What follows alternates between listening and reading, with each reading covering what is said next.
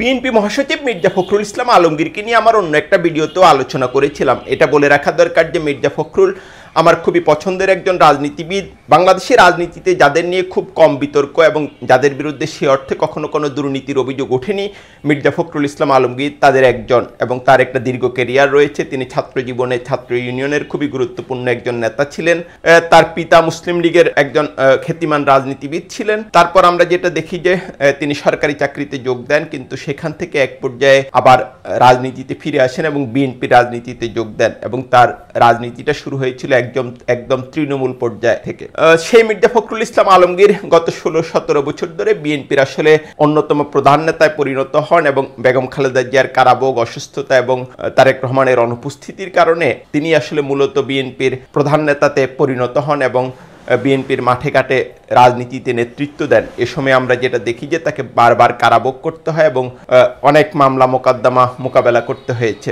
কিন্তু আমরা যেটা দেখছি যে গত কয়েক মাস থেকে বা বছর খানিক বা তার বেশি সময় থেকে মির্জা ফখরুল ইসলাম আলমগীরের মধ্যে এক ধরনের অসহিষ্ণুতা আমরা লক্ষ্য করছি। সর্বশেষ একটা ভিডিও ভাইরাল হয়েছে যেটা নিয়ে নানামুখী ব্যাখ্যাও আবার পাওয়া যাচ্ছে, কিন্তু আমি যদি খেয়াল করি যে গত 1.5-2 বছরের মধ্যে বেশ কিছু ঘটনা রয়েছে যেখানে কর্মীদের সঙ্গে তিনি আসলে খুবই খারাপ আচরণই করেছেন, এবং প্রকাশ্যে একটি রাজনৈতিক দলের কর্মী সমর্থকদের সঙ্গে বিএনপির মতো একটা দলের মহাসচিবের এ ধরনের আচরণ কখনোই আসলে গ্রহণযোগ্য নয়। আমরা যদি দেখি যে বিএনপির মতো একটা দলের মহাসচিবের পদ, এটা কিন্তু খুবই বড় পদ, এবং সারা দেশের সাংগঠনিক কার্যক্রম তারই দেখাশোনা করার কথা, যদিও তিনি আসলে ওইভাবে সাংগঠনিক কার্যক্রম দেখাশোনা করেন বলে মনে হয় না। তারপর মির্জা ফখরুলের যেটা সবচেয়ে বেশি খ্যাতি ছিল তার পরিমিতিবোধের জন্য। তিনি যখন কথাবার্তা বলতেন খুবই সুন্দর করে বলতেন, এবং তার বক্তব্য নিয়ে ওইভাবে কখনোই কোনো বিতর্ক হয়নি। কিন্তু আমরা যদি দেখি যে গত কয়েক মাসে তিনি বারবার বিতর্ক তৈরি করছেন। বিশেষ করে কলকাতার এই সময় পত্রিকাকে দেওয়া তার সাক্ষাৎকার নিয়ে যে বিতর্ক হয়ে গেছে সেটা খুবই উল্লেখযোগ্য। তিনি নানা রকম ব্যাখ্যা দিয়েছেন, সাক্ষাৎকার দেননি এমনটাও বলেছেন, কিন্তু ওই সাংবাদিকের সঙ্গে তার যে আলাপ হয়েছে সেটা কিন্তু একদম পরিষ্কার। এবং সেখানে আমি যেটা দেখি যে খুবই সেন্সিটিভ একটা মিটিংয়ের কথা ভারতের একজন সাংবাদিককে, ভারতের একটি সংবাদ মাধ্যমকে মির্জা আলমগীর বলে দিয়েছেন। সর্বশেষ আওয়ামী লীগের মামলা প্রত্যাহার নিয়ে তার যে বক্তব্য সেটা নিয়েও বিতর্ক তৈরি হয়েছে, নানা রকম আলোচনা হচ্ছে।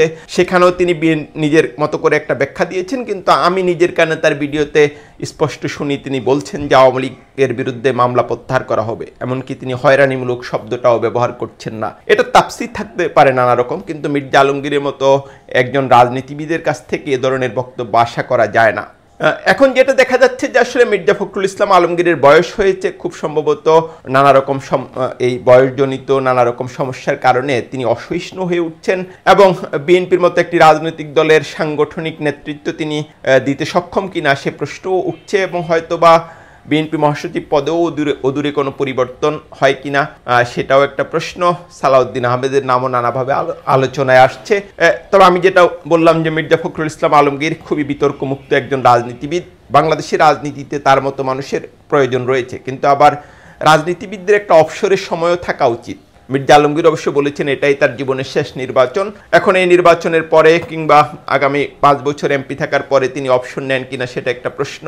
বাংলাদেশের রাজনীতিতে কিন্তু অবসরের কালচার নেই, যদিও শমশের মোবিন চৌধুরীকে আমরা দ্বিতীয়বারের মতো গতকাল অবসর নিতে দেখলাম। তো এই প্রশ্ন উঠছে যে মির্জা ফখরুল ইসলাম আলমগীর এর সক্ষমতা নিয়ে এবং তার আসলে রাজনীতি থেকে অবসরের সময় হয়েছে কিনা সেটা একটা প্রশ্ন উঠছে। তবে আমি যেটা বললাম, বাংলাদেশের রাজনীতিতে মির্জা আলমগীরের মতো মানুষদের প্রয়োজন রয়েছে।